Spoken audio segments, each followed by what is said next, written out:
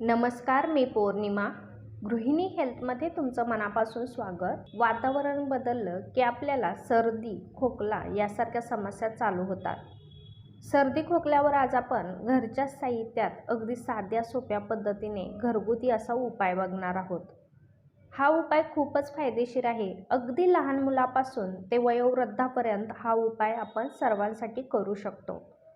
पण त्या अगोदर जर तुम्ही चॅनलला नवीन असाल, अजूनपर्यंत सबस्क्राईब केलं नसेल तर सबस्क्राईब करा व बेलचं बटनही दाबून ठेवा, म्हणजेच मी तुमच्यासाठी असेच नवनवीन व्हिडिओ घेऊन येत असते त्याचं नोटिफिकेशन तुम्हाला सर्वात आधी मिळेल. मग चला तर आपण व्हिडिओला सुरुवात करूया. हा अद्रकचा आपण 2 इंचाचा तुकडा घेतलेला आहे. याला स्वच्छ धुवून याच्यावरची साल आपण काढून घेतलेली आहे. सर्दी खोकल्यासाठी अद्रकला खूप महत्त्व आहे. अद्रक ही नॅचरल पेन किलर आहे. याला आपण किसून घ्यायचा आहे. हा किसलेला किस आपण गाळणीच्या साहाय्याने किंवा सुती कापडातून वस्त्रगाळ करून याचा रस आपण काढून घ्यायचा आहे. तुम्ही बघू शकता, हा अशा पद्धतीने आपण याचा रस काढून घेत आहोत.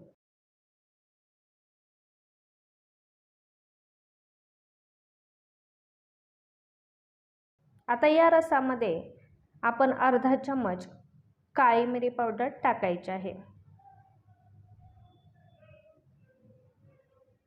तुम्ही बघू शकता, हा एवढा रस निघालेला आहे. आता या रसामध्ये आपण अर्धा चमच काळी मिरी पावडर टाकायची आहे. ही काळी मिरीची पावडर आहे, ही आपण याच्यामध्ये टाकणार आहोत. काळी मिरी ही खोकल्यासाठी खूपच फायदेशीर आहे. तसेच पाव चमच आपण लवंग पावडर टाकायची आहे. हे तुम्ही बघू शकता, ही लवंग पावडर आहे, ही देखील आपण याच्यामध्ये टाकणार आहोत. प्रमाण म्हणाल तर 20 काळी मिरी व 10 लवंग यांची पावडर बनवून घ्यायची आहे. तसेच पाव चमच आपण सैंधव मीठ घ्यायचं आहे. सैंधव मीठ घशाच्या इन्फेक्शनसाठी खूपच फायदेशीर आहे. तसेच आपण याच्यामध्ये थोडीशी हळद देखील टाकायची आहे व याच्यामध्ये मध मिक्स करायचं आहे. मध हा घशासाठी खूपच फायदेशीर आहे. हे आपल्या चवीनुसार कमी जास्त करू शकता व हे सर्व मिक्स करायचं आहे.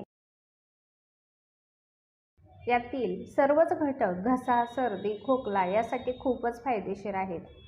सर्दी खोकला झाल्यानंतर आपण बाहेरून कफ सिरप आणतो, त्यापेक्षा ही होम रेमेडी नक्की ट्राय करा. हा उपाय लहान मुलांपासून ते वयोवृद्धापर्यंत फारच फायदेशीर आहे. आता याचं सेवन आपण कसं करायचं, तर लहान मुलांनी अर्धा चमच व मोठ्यांनी 1 चमच याचं सेवन करायचं आहे. याचं सेवन केल्याने 1 तास पाणी अजिबात प्यायचं नाही. याने कोरडा खोकला किंवा कफवाला खोकला दोन्हींना देखील आराम मिळतो. ही रेमेडी नक्की ट्राय करा. केल्यानंतर कशी वाटली ही कमेंट करा, सांगायला विसरू नका. आजचा व्हिडिओ आवडला असल्यास व्हिडिओला लाईक करा, व्हिडिओ जास्तीत जास्त शेअर करा, जेणेकरून याचा फायदा सर्वांना होईल. आजचा व्हिडिओ पाहिल्याबद्दल धन्यवाद. पुन्हा भेटू अशाच एका नवीन व्हिडिओसह. तोपर्यंत स्वस्त रहा, मस्त रहा.